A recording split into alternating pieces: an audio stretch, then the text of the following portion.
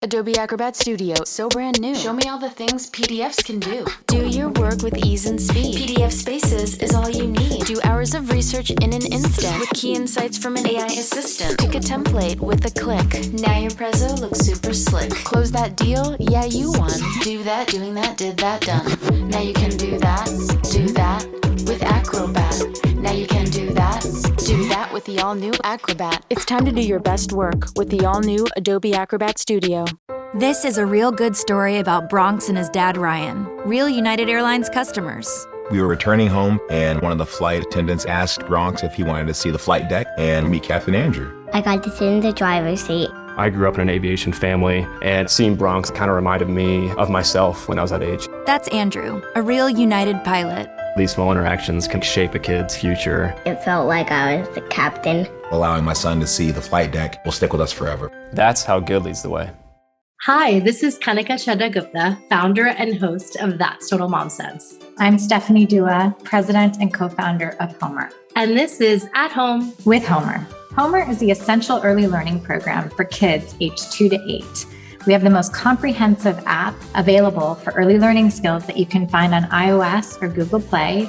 And you can also find our really fun Explore kits that help kids with their math, their reading, and social emotional learning that you can find on our website, learnwithhomer.com. On this weekly segment, we're going to cover a range of topics from raising confident readers to developing emotional intelligence. These are the skills that will carry your child through school and life and resonate most when taught at home by you, their most important teacher. So grab a notepad, your phone, or your mental notebook to remember the tips shared during the segment. And now on to At Home with Homer.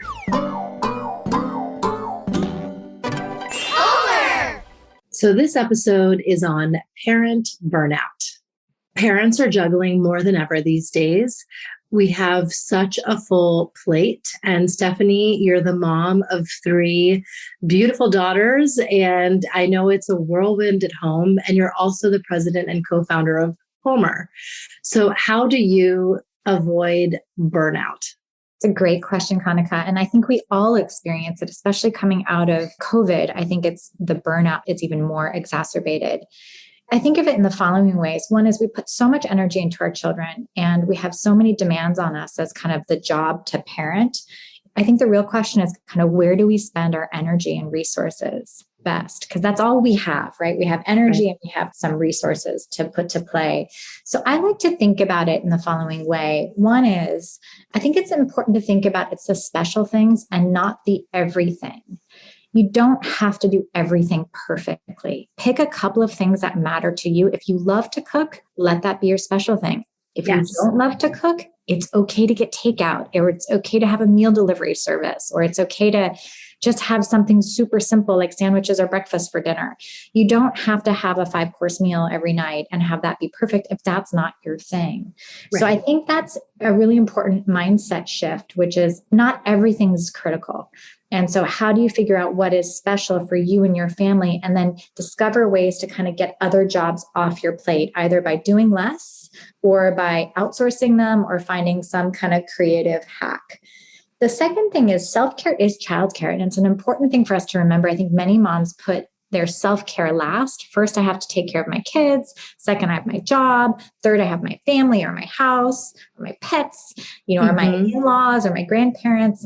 But last is us, and I even experienced that, when I was building HOMER with 3 kids, I would go to the doctor last. I always made sure the kids went to the doctor, but I wouldn't go, if I was sick. And I think it's the lesson I've learned is it's really important to model that self-care behavior for your kids for 2 reasons. One is by taking care of yourself, you're going to have more positive energy to give to your child in that moment. You'll have a clearer head. You won't be as tense. You won't be as agitated, let's say, by taking moments of self-care, whatever that means for you, a bath, a walk, whatever that means, a meditation, But the second thing is, now that I have teenage girls, I realize by me saying I want to take care of myself, they're learning that habit of self-care so that when they're stressed, taking exams or applying for college, they're knowing how to build boundaries and say, like, I can do this much, but I also have to have some downtime. And that's a great gift we can give our kids, that they don't have to do everything perfectly. And then finally, I like to say it's about the connection, not perfection. Not everything needs fixing. You have to reject parenting FOMO, because it's really easy, especially with social media, to look at everything and say, everyone's doing it better than me. And you have to trust that you're the best person. And I love that total mom sense, because that's what you represent, which is like trusting your intuition, right? You know your kids and your family's needs better than anyone out there.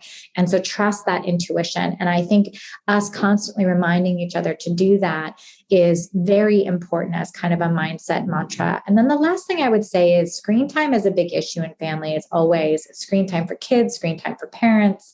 And one of the things the experts would say, it's a very simple rule, which is either be connected or disconnected. So when you're with your kids, be with your kids, put your phone away.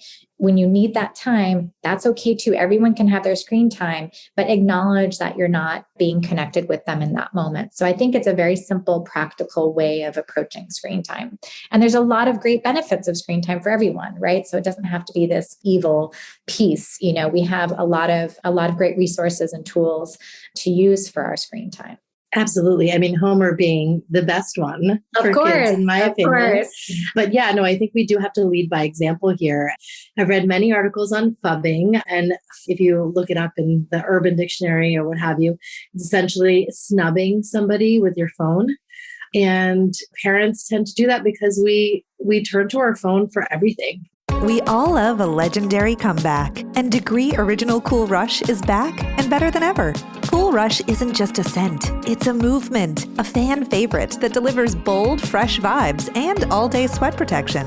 Whether you have a man that spends hours in the gym, heads into the office early, or is just trying to stay fresh on a long day, Cool Rush has their back. Head to your local Walmart or Target and grab Degree Cool Rush, the fan favorite scent from the world's #1 antiperspirant brand. You know, whether it's our email or social media, or we're checking our stocks or whatever it may be, we're on our phones. I think this is a place where we can check ourselves, because our kids see that. And then when you have older kids, they're going to do the same thing to you. And you don't want to create that habit. So with screen time, I think it's important to set boundaries, and you can allocate that for this 20-minute time block or 30-minute time block. We all get to be on our screens. Mom's going to check email. Everyone else is going to gets their tablets and can play some games on HOMER, and we're good. And then once it's over, we all put it away. Mm-hmm. And one thing that I have to kind of remind myself, my husband's great about this, but keeping the phone away from the bed too. Yes. First thing in the morning, it's what I check. But then, I have the little one who's in the crib in our room who sees that. Yes. And I wouldn't want the first thing he sees is his mom on his phone. It's, you want them to see you engaging with them. So keeping it away. And another piece of advice I had learned from Holland Haas, she was a guest that I've had on the show.